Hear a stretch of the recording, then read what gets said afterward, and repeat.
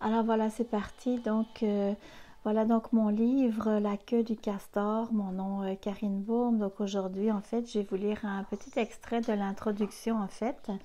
Mon livre parle de la rencontre amoureuse, la rencontre initiatique, la quête amoureuse, qui a été dans le fond ma propre quête, qui m'a permis de rencontrer mon conjoint actuel. C'est mon parcours amoureux, en fait, que je partage avec vous parce que je sais, depuis en fait que je l'ai mis en vente, que je sais qui aide plusieurs personnes célibataires naturellement à garder l'espoir.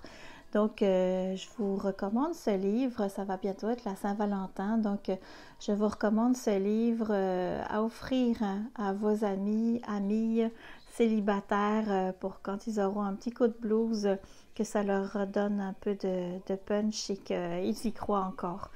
C'est ça, je vais lire un petit extrait, voilà ici, je vais fermer juste la musique. Ok.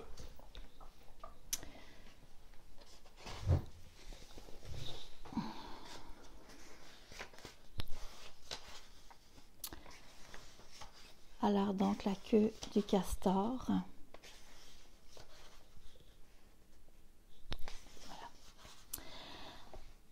Amusée, elle m'avait lancé cet amas de poils qui ne ressemblait à rien.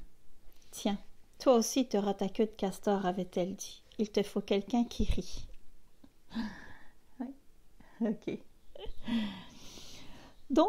Toute une prémonition, un castor rieur. Elle, c'était la propriétaire de la maison trifluvienne dont j'occupais le rez-de-chaussée. Ses enfants ayant quitté le nid, cette ancienne infirmière d'une cinquantaine d'années se consacrait entièrement à son mari. S'occuper de son logis et préparer les repas étaient les seuls devoirs qu'elle accomplissait.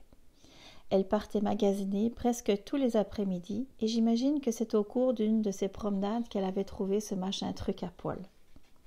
Avec le recul, je pense qu'elle devait être médium ou voyante et en tout cas qu'elle connaissait particulièrement bien la vie des castors, car sinon, comment expliquer le nombre de coïncidences qui allaient se produire dans ma vie en lien avec ce mammifère? Elle, c'était ma bonne fée.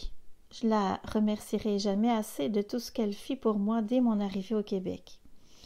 Il est ainsi des personnes qui croisent notre chemin et ne savent souvent pas à quel point elles ont marqué nos vies. Mais enfin, de combien d'expériences aurais-je besoin avant de réaliser ce rêve d'avoir une relation de couple harmonieuse et des enfants? Avoir, ne pas avoir, je n'avais que ce mot-là à la bouche et cette idée en tête. En boucle, ça répétait à peu près ceci. Ah, mais moi, je n'en ai jamais eu d'homme fiable dans ma vie. Ce qui est faux, bien sûr. Je les envie tant, elles, mais moi, je n'ai pas d'homme comme ça dans mon entourage. Je vois tellement de beaux couples, mais moi, on dirait que j'ai pas ce qu'il faut pour être bien en couple. Et pourquoi moi, je ne rencontre pas ce genre d'homme-là? Ah ben voilà, j'ai encore échoué dans cette relation. Mais oui, je la connais, celle-là. 1 de perdu, 10 de retrouvé. Ben oui, t'es drôle, toi, 10. J'en veux pas 10, j'en veux juste un, et le bon. Et si possible, assez rapidement. Allô, victime au point A, le bouton resté bloqué. Je voyais juste ce que je n'avais pas, ne vivais pas, ne respirais pas, comme si cette partie de mon expérience me définissait au complet. Perdu dans cette obsession, le point B n'apparaissait même pas à l'horizon. On dit que lorsqu'on a le nez collé sur l'arbre, on ne voit pas la forêt. Mon nez, lui, devait être bien coincé, solide dans l'écorce du tronc. Mon célibat, la solitude que je ressentais et l'envie lorsque je voyais des couples m'ont amené à me poser beaucoup de questions sur moi-même. J'étais coupable, il fallait que je comprenne. J'étais en cours, je devais découvrir ce qui clochait chez moi à tout prix. J'ai ainsi consulté différents psys et spirituels en tout genre pendant des années. J'ai lu aussi des tas de livres de développement personnel. En faisant le ménage de mon immense bibliothèque, mon conjoint d'ailleurs me faisait remarquer que j'en avais un bon nombre qui concernaient les relations. Comment trouver le bon mec? Voici un des livres que j'aurais assurément lu. C'était la quête du Saint Graal. Je passerais ma vie entière, s'il le fallait, pour atteindre cet objectif, quitte à le rencontrer à 99 ans, si cela était mon destin. Pour obtenir ce que je désirais le plus, j'allais avoir des expériences, beaucoup d'expériences amoureuses, et elles devaient me servir. Sinon, à quoi bon les vivre? C'est ainsi que Blacklist est né. À l'aide de 5 traits spécifiques, j'avais dessiné l'ombre noire, l'opposé de l'homme de mes rêves. Tout ce que je ne voudrais plus revivre le composerait. De cette façon, il serait impossible que je me trompe. Je reconnaîtrais aisément celui qui en serait porteur. Son odeur me serait familière et je serais alors en mesure de ne plus retomber dans le panneau. Dans toute bonne histoire, il y a un gentil et un méchant, mais dans la mienne, Blacklist était tout dessiné pour jouer le rôle de l'infâme. À cette époque, je n'avais aucune idée de ce qu'était un amour assez fort pour unir 2 personnes dans une relation durable, avec ses hauts et ses bas. Entre mythes hollywoodiens et croyances diverses, je n'y disposais d'aucun modèle authentique. C'est ainsi que lorsque l'élu arriva dans ma vie, j'étais dans la merde, coincée entre Blacklist et bonne fille, face à... Mais en fait, qui était ce nouveau prétendant en réalité? Est-ce que c'était lui, le fameux castor? Pour le savoir, je devrais peut-être m'intéresser au comportement amoureux des animaux. Peut-être. Intéressée depuis mes études universitaires par l'éthologie, cela ne me dérangea pas du tout. Vous verrez, c'est d'ailleurs un objet d'étude absolument fascinant. Savez-vous, par exemple, que seulement 5 espèces gardent le même partenaire toute une vie? C'est un très très faible pourcentage étant donné le nombre de 1 023 000 espèces décrites. De plus, même sur le site de mademoiselle.com, dans son article intitulé « Saint-Valentin, 5 animaux fidèles pour la vie », l'expert du National Geographic, Jack Parker, oublie de citer le castor comme animal monogame fidèle. Alors comment voulez-vous que je le trouve alors que même les experts n'en parlent pas? De plus, il y avait bien quelque chose de louche. Comment expliquer que ce castor, justement, sente l'odeur de Blacklist? Je ne connaissais rien à la loi d'attraction à l'époque, mais je peux vous confirmer qu'elle fonctionne fort bien malgré tout. Mais pourquoi pas moi? Je ne sais pas combien de fois je me suis posé cette question. Elle aurait d'ailleurs pu figurer sur la couverture de ce livre. Cette complainte que je chantais au loup me faisait vivre des moments d'angoisse terrifiants. Si j'étais seule, c'est que Dieu avait dû m'oublier ou que je ne devais pas être normale. Pourtant, il y avait aussi plein de beaux moments où je goûtais ma liberté de temps, de lieu et où j'appréciais ce célibat. Mais je devais également composer avec le regard des autres. Ex-célibataire ou célibataire actuel, vous me comprendrez.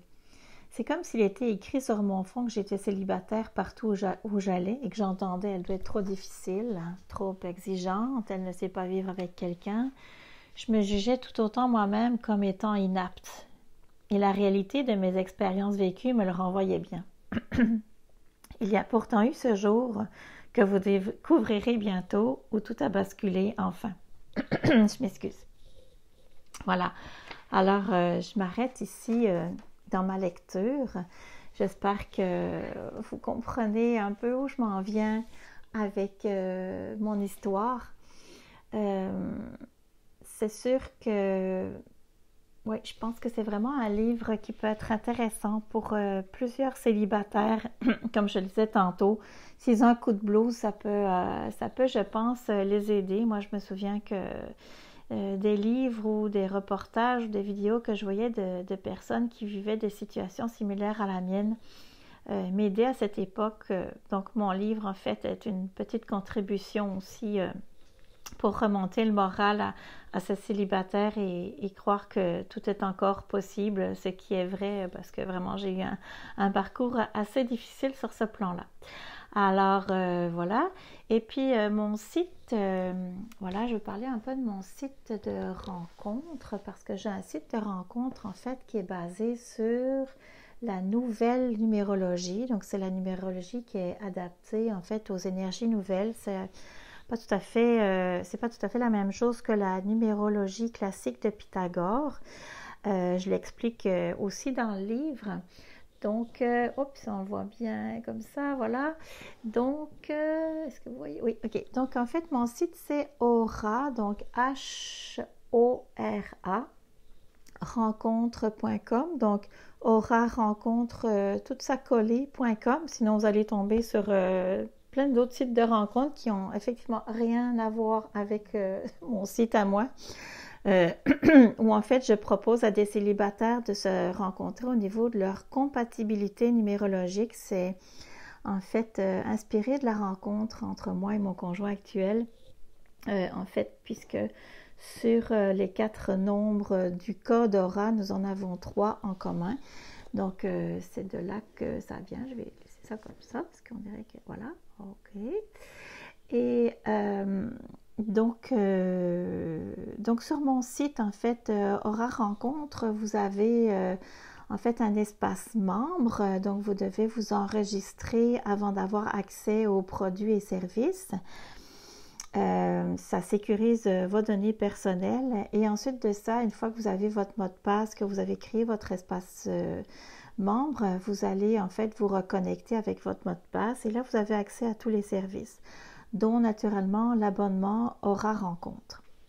Alors, l'abonnement Aura Rencontre, ce qu'il comprend, dans le fond, c'est l'adhésion naturellement au groupe de célibataires. Ne vous attendez pas à recevoir à chaque jour ou même à avoir dans vos courriels ou même sur le site des photos à n'en plus finir de célibataires. C'est pas comme ça que ça fonctionne du tout. Le but, c'est d'aller vraiment au-delà de l'apparence physique et des critères extérieurs, peu importe lesquels. On ne tient compte que de l'orientation sexuelle et de l'âge des personnes. Donc, c'est vraiment d'avoir une rencontre plus au niveau de l'âme, au-delà des critères, dans le fond, plutôt que juste, comme tous les autres sites de rencontres vous le proposent. Alors, voilà. Donc, c'est ça. Donc, dans le site d'Aura Rencontre, vous avez donc, pour 32 $, vous avez droit, donc, vous allez avoir le livre et l'accès, dans le fond, au groupe de célibataires.